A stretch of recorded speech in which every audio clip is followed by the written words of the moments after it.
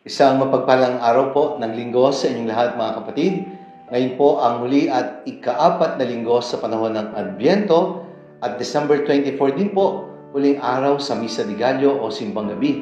At bukas po ay araw na ng Pasko. At mamayang gabi po, sa ganap na ika-10 ay sasagawa po ang Misa sa hating gabi na Pasko ng Pagsilang ng ating Panginoon dito po sa pambansang dambana ni San Antonio ng Padua.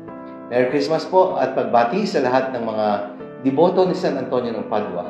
Sa mga tumutulong po sa pangailangan ng pambansang dambana ni San Antonio ng Padua, maraming salamat po sa inyong mga tulong na ipinagkaloob sa amin, lalo tigit sa mga proyekto na may kinalaman po sa pagtulong sa kapwa, katulad po ng Pampamilyang Handog ni San Antonio sa darating na Pasko.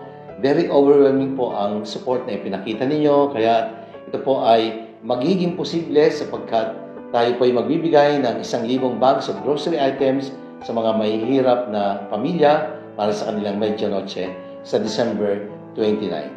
At pagbati din sa inyo mga viewers, supporters and followers of our daily gospel reflection. Mga kapatid, sama-sama po nating pagnilayan ang mga salita ng Diyos mula sa mabuting balita para sa linggong ito, ika-4 na linggo sa panahon ng Adbyento.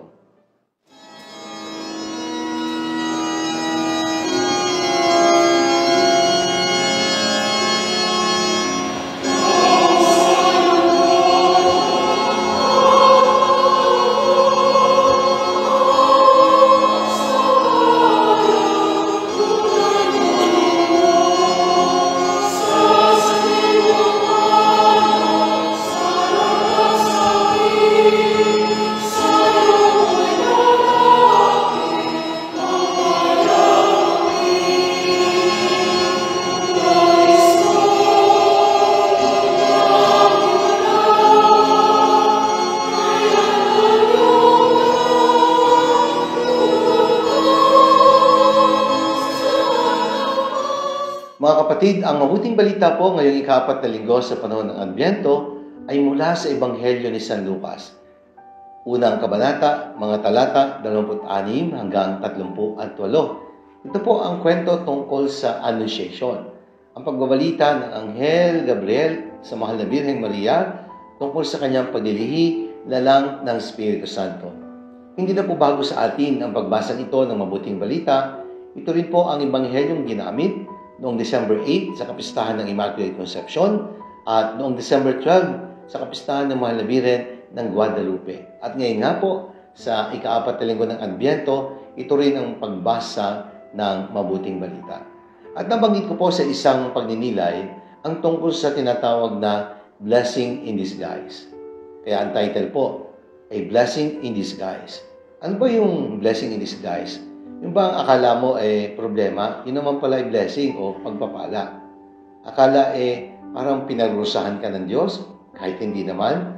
Pero ang totoo, may nakatagong pagpapala na hindi mo lang nakikita sapagkat yun ay paraan ng Diyos upang ikaw pala ay gawing banal at matatag sa iyong buhay pananampalataya. For Mary, the angel's message is a blessing, but very much of a blessing in disguise. Bakit po? Because God actually is placing Mary in a very difficult and complicated situation. Socially, culturally, and religiously, hindi po madali ang sitwasyon ni Maria. Dalaga, birhen, maglilihi, lalang daw ng Espiritu Santo, hindi po lahat ay agad maniniwala kung sasabayin ito ang mahal na birhen sa iba. Sapagkat hindi naman lahat ay may pananampalataya katulad ni Maria, katulad ni San Jose, at iba pang mahalagang tauhan sa Biblia. Kaya, by this situation, actually, the Blessed Mother is in a difficult and crucial moment in her life. Because it involves a lot of thinking, a lot of reflection, and a crucial decision that Mary has to make para maging posible ang plano kaligtasan ng Diyos para sa tao. Sa buhay natin, meron din pong tinatawag ng mga blessing in disguise. Sometimes we come to a point in our life that God is inviting us to obey Him, and yet He's putting us in a complicated and difficult situation. Something that may disturb our plans, even our personal ambitions and dreams in life. At ano ba itong blessing in disguise na tinatawag in the context of the story about the Annunciation? Una, ito po ay blessing na nangangailangan ng malalim na pagdinilay, pag-iisip, pagbubulay-bulay. A blessing that requires discernment. Kailangan timbangin ang mga bagay-bagay, kailangan ng pagdadasal at malalim na pagdinilay. The question is, how do I react in a difficult situation? How do I react in a crisis moment? Sa Ebanghelyo, nadinig natin ang naging reaksyon ng Mahal na Birheng Maria sa pamamagitan ng isang pagtatanong. Paano mangyayari ito gayong ako'y isang dalaga? Hindi siya nagduda, siya po ay nagtatanong lang. Kasi hindi naman natin masisisi sapagkat may batas na nagbabawal na ang isang babae hindi pa naman ikinakasal ay mabuntis. Bakit mabubuntis? Siyempre, merong nangyari. Pero kay Mama Mary, ang responsable ay hindi si San Jose, kundi ang Espiritu Santo. Hindi naman ho lahat maniniwala kung sasabihin ni Mama Mary, I am pregnant and it is by the power of the Holy Spirit. Hindi nga posibleng gano'n na maging reaksyon ng mga taong makaalam. Pero nadinig din naman natin kung paano ilagay ni Maria ang kanyang pagtitiwala sa kapangyarihan ng Diyos. I am the maidservant of the Lord, be it done to me according to your word. Si Maria po ay pwedeng humindi. She is free to say no, but the Blessed Mother gives her yes, her absolute and total yes to the will of God. Isang pagtugon ng oo na punong-puno ng pagtitiwala at pagmamahal. Pangalawa, a blessing that requires putting one's faith and trust in God. Kaya sa pagtugon ni Maria ng oo, kailangan niyang ilagay ang kanyang pananampalataya at pagtitiwala sa Diyos. We cannot see God, but God sees us. There are times that we hardly understand the ways of God, but God certainly knows everything about us. And He knows what is best for all of us. Kailangan lang nating ilagay ang ating pagtitiwala at pananampalataya sa Kanya. Marami po sa mga biyayang ipinadadala ng Diyos sa atin ay hindi palaging lantad, kung minsan ay nakakubli sa isang akala natin ay pangit na karanasan, pero sa loob pala ng karanasan ito ay nakatago ang isang napakahalagang karanasan na babago sa buhay mo. Aral na ipinadala ng Diyos, subalit nasa likod ng isang mahirap na sitwasyon. Pangatlo, it is a kind of blessing that requires obedience. Pagtugon ng oo sa kalooban ng Diyos. Mary's obedience begins with a choice. Her choice to cooperate in God's plan. In obedience, she conceived a child in her womb. Ang bugtong na anak ng Diyos na walang iba kundi si Jesus. Forsaking, sacrificing, and forgetting her own plans, her own dreams in her life. Sabi nga, obedience is better than sacrifice.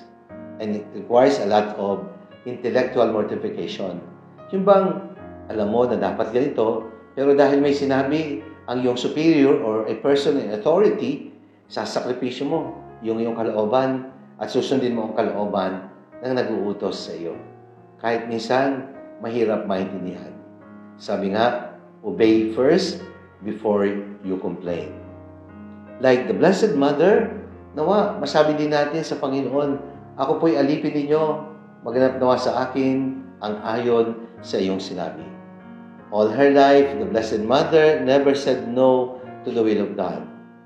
Ang buong kwento ng buhay ni Maria ay isang kwento ng pagtalima at pagsunod sa kalooban ng Diyos. Mula sa Immaculate Conception hanggang sa Assumption of Blessed Mother, nanatili siyang sumusunod sa kalooban ng Diyos. Nung ipaglihi niya si Jesus sa kanyang sinapupunan, hanggang si Jesus ay ipinako sa krus, nanatiling sumusunod si Maria. Mula sa Annunciation hanggang sa crucifixion at kamatayan ni Jesus sa krus, si Maria ay na natiling tumatalima sa Diyos.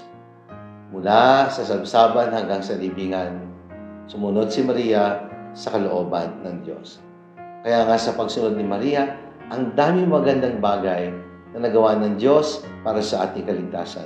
Kaya ngayon po, ika-4 na linggo sa panahon ng Adbyento, isang araw bago ang Pasko, katulad ni Maria, naway may alay natin sa Diyos na nagkatawang tao ang isang napakagandang regalo, ang ating pag-oo sa kalooban ng Diyos at gawing makatotohanan, makabuluhan ang Pasko. Isang biyayang nakatago, hindi lantad, subalit pinadadala pa rin ng Diyos.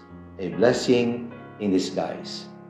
Remember that God calls us not only to be successful, He calls us to be obedient to His will. Manalangin tayo. Ama namin makapangyarihan, Diyos na bukal ng pagpapala, sa pamamagitan ni Jesus na iyong anak, na nagkatawang tao at nakapiling namin, naging posible ang Pasko. At dahil sa pag-oo ni Maria, naging posible rin ang paglilihi kay Kristo sa sinapupunan dalang ng Espiritu Santo at ang pagsilang sa Kanya isang dahilan kung bakit may Pasko. Tularan nawa namin si Maria na aming ina sa pagbibigay ng aming sarili at pagtugon ng oo bilang aming regalo ngayong darating na Pasko. Amen. Maraming salamat po mga minamahal kong kapatid. Sana po ay inyong nagustuhan ang pagninilay sa araw na ito. Kung inyo pong nagustuhan, i-like po ninyo at i-share. Ibahagi natin ang mensahe ng salita ng Diyos sa ating mga mahal sa buhay, mga kakilala at mga kaibigan.